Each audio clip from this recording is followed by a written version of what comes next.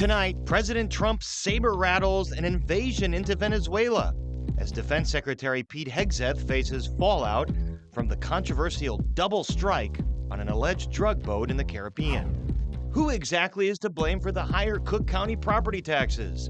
The answer is a little complicated, and we pay tribute to a Chicago media giant, dead today at 70.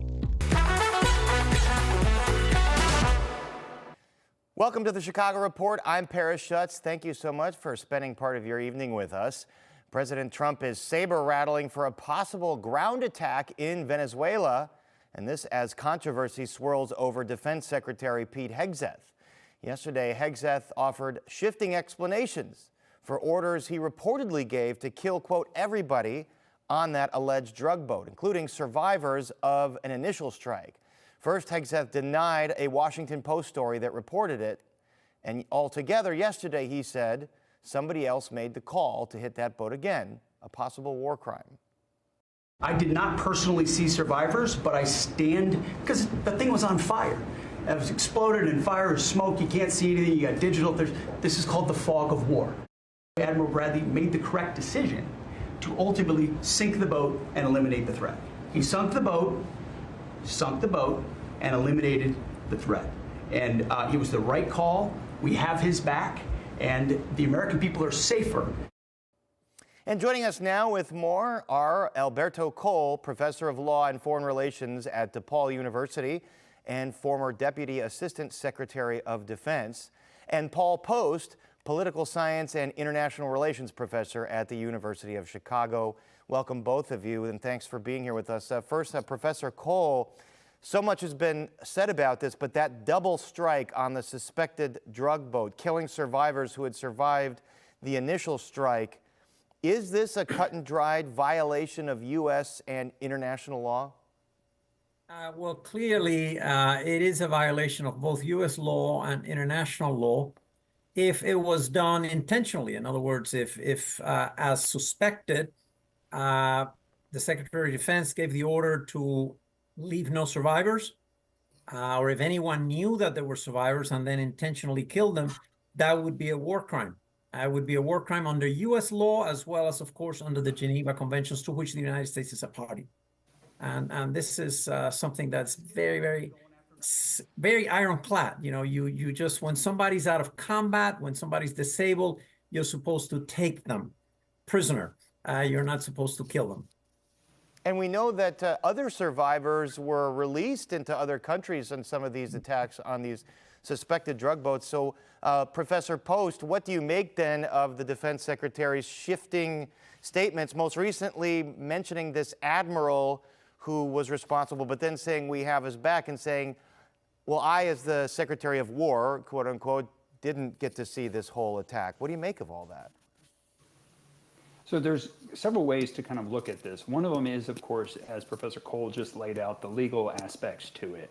And I think I agree. I fully agree. It's very cut and dry.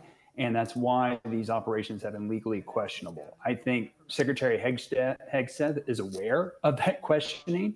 And that is why he was very adamant about this was the right thing. We were neutralizing a threat and so forth, because I think he recognizes that this is on questionable grounds so long as people start to think that this operation is not necessary. And so I really think that he and the administration is banking on the idea that members of Congress, both Republican and Democrat, will buy into the argument that this is a necessary threat, a clear and present danger, if you will, and therefore it requires taking these extraordinarily violent measures.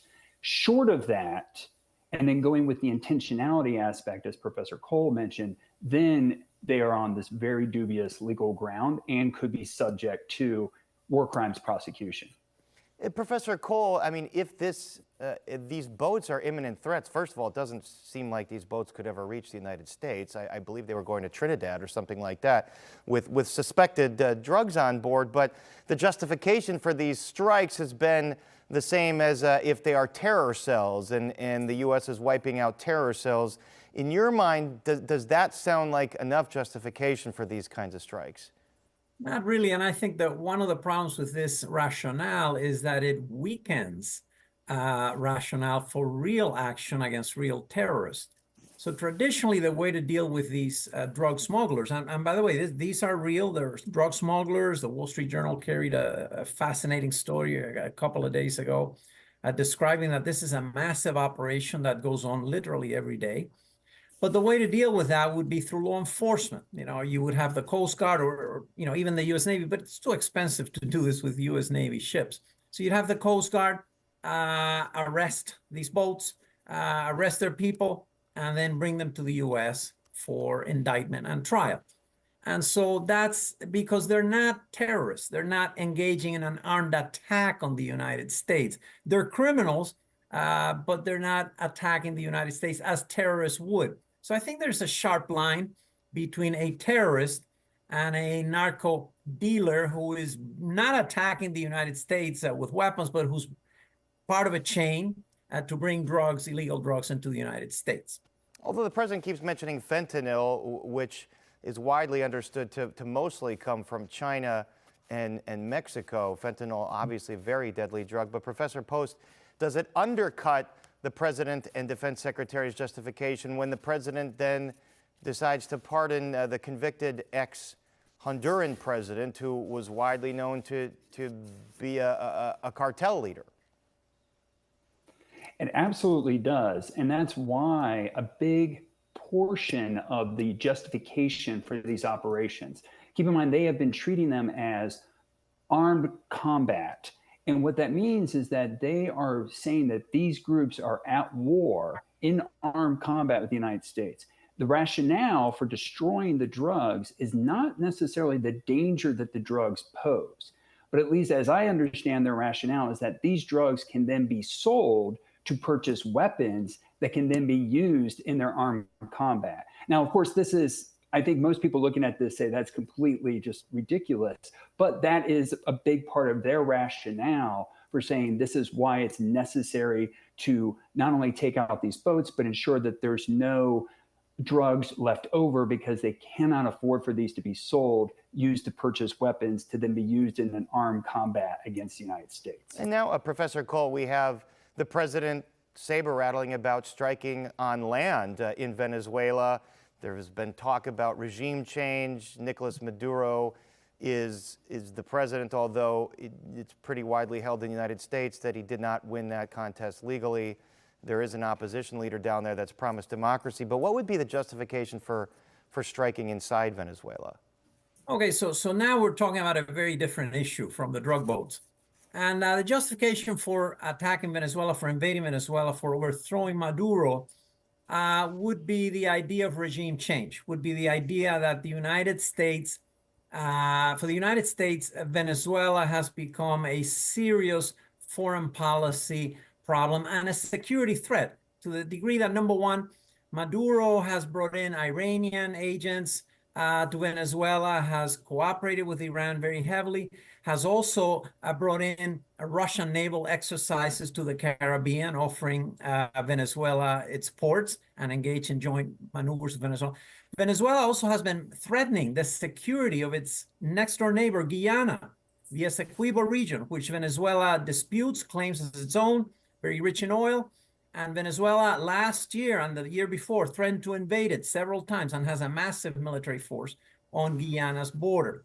Finally, Maduro's policies over the years have caused 8 million Venezuelans to flee their country and to create a very serious security and social problem, not just for the United States, but for Latin American neighbors, such as Colombia, such as Chile, and some of the smaller Central American nations. This is the equivalent of 94 million Americans leaving the United States, fleeing the United States because of a regime's repressiveness and economic incompetence.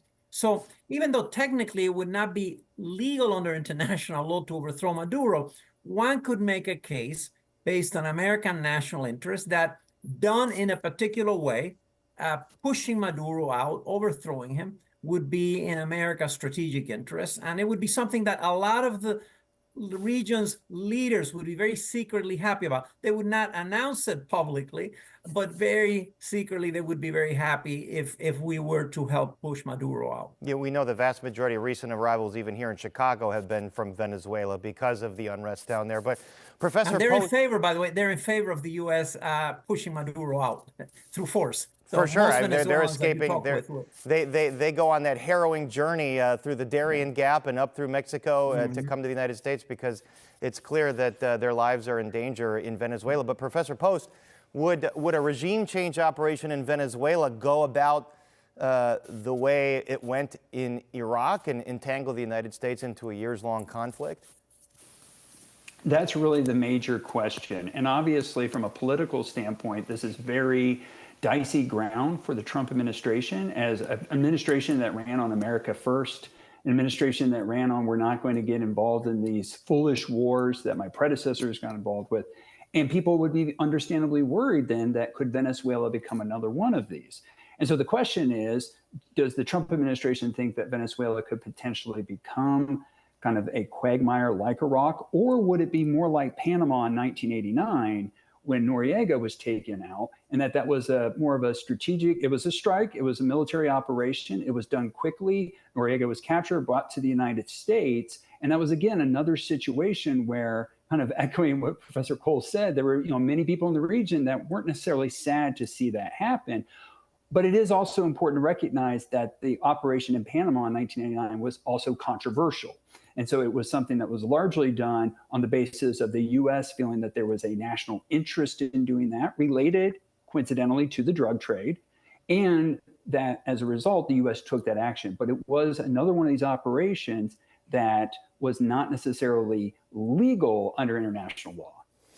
Professor Cole, we've got about 30 seconds left, but what do you think? How would this go if the United States did proceed to attempt regime change?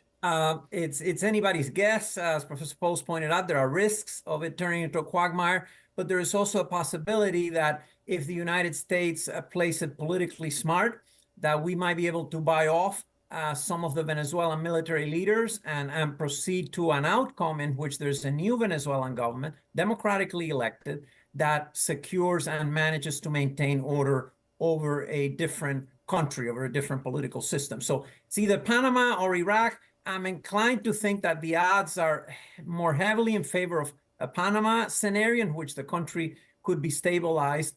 And then lots of Venezuelans, by the way, here in the United States would love to go back to their own country in a different political condition where they would not be persecuted and there would be genuine possibilities for their economic prosperity. All right, there's a lot to watch here over the next few weeks. Professors Paul Post and Alberto Call, thank you so much for joining us. Thank you so much. And when we come back, why Cook County property taxes are so high, the answer might surprise you.